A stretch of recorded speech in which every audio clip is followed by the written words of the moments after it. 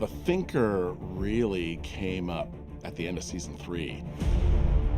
How do you stop somebody that is as fast and as powerful as Flash? Someone who could not outrun the Flash, but could outthink the Flash. For such a fast man, you rather slow. I'm smarter than you. Kind of a different villain who was not a speedster, but was perhaps even more powerful. The only way it can end with my victory.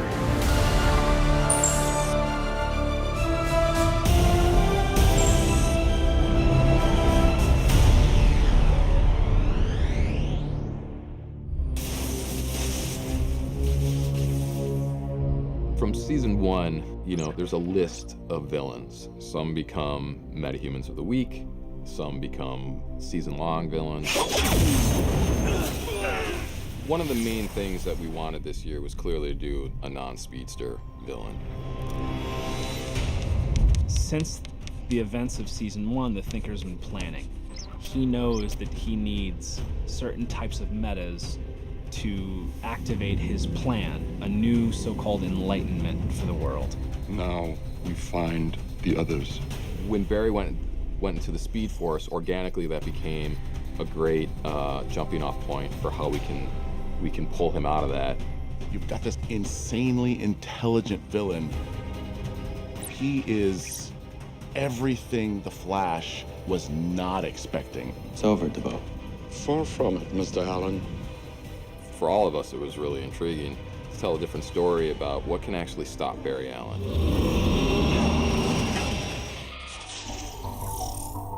The Thinker, he's the guy that not only is building the chessboard, he built all the pieces, he put them in place, and now he's, moving them around how he wants to fulfill his ultimate plan. Now, Cisco! It allowed us organically to create a new villain and simultaneously shifting the tone of the series. Subject's low self-esteem suggests she will be easily manipulated. Obviously, over the course of the season, that plan unfolds bit by bit by bit because the Thinker is so much smarter than all of us. He's so much smarter than Team Flash. Guys, it's gonna take all of us to stop him. We wanted the mechanic, his right-hand man, so to speak. We wanted the audience to be asking just as many questions about her and what the relationship is. Also, his lair is unlike anything we've ever done. There's a great line in episode 7 where Barry says, whatever game you're playing, I'm gonna end it. And the Thinker replies, you're not, I'm playing chess, you're not even at the board. The board is, you don't even know where the board is. You could gather every genius on every planet, and you still couldn't outthink me. And as the season unfolds and you see the traps he's laid for Barry Allen, that's very, very true. He feels more dangerous than all the others combined. And we still barely know anything about him. It scares the hell out of me, Iris. Fans of the Thinker from the comic book, one thing that you will see that we're really happy about we got into the show is the thinking cap. We decided to use it in 2 ways. One was to help him get his powers from the onset, and then how that sort of works its way into his current state.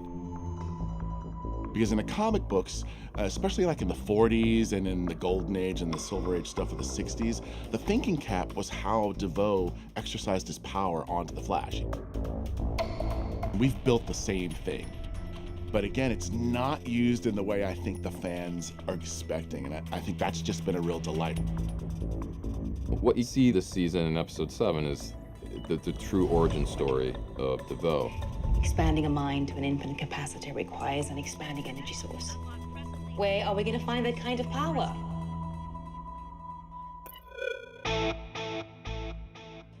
Does anyone have the notes from earlier? The Thinker, Clifford DeVoe, was a mild-mannered professor at Central City University when he stumbled upon the idea of enhancing his intelligence. I call this my thinking cap. He and his wife, Marliese, need a power source to power the thinking cap. Harrison Wells has a particle accelerator that she knows is going to explode. Ready, my love? In position!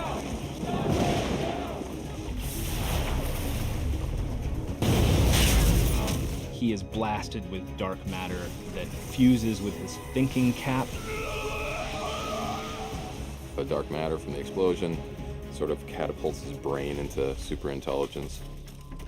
But the side effect is that it was starting to draw the energy from his body. As his brain got bigger, his body got smaller. You made all of this possible. We now finally have the means to bring to the world the... Tiffany, are you okay? So he has to overcome what's happening to him physically and mentally in order to do what he set out to from the onset. He and Marlise come up with this elaborate plan to create these 12 bus metas, each with particular powers that are going to allow him to ultimately assemble this machine to enact the Enlightenment. He wants to basically create this global tabula rasa, this beginning point, where as a professor, he can teach people how to be more caring and loving. DeVoe can teach Barry Allen humility, and that he needs to rely on other people, and it's not just him. You should learn to lose every once in a while, Bar. A little humility will prepare you for what lies ahead. He drew his strength from those he calls friends. One of the big themes played out across all of season 4 is what he really thinks about technology. We have comic book logic and sort of rules of comic books, and then we also have the rules of science and physics, or as we call it in the room, schmience. It's really a great way because it just needs to highlight the emotional story for us. We need to talk. Technology is handled by his sidekick assistant, the mechanic who we meet in episode 1. Your dream is my dream. Imagine a husband and wife villain team. Imagine them being in love, but also them realizing we need to bring our beliefs to the rest of the world. Now every student in a classroom has an entire Game Boy, Nintendo, PS4, clips on YouTube. They have all these wonderful things to distract us. Well, if you're the thinker and you want people to learn more and you want to focus their minds and train them, you've got to say, what is technology doing to my students, my class, my town, and my planet?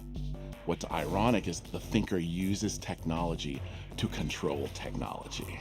You see the love that Marlise has for him and what they're willing to do collectively as a unit to both save him and then enact their plan. And it's really a nice parallel to the Barry and Iris story.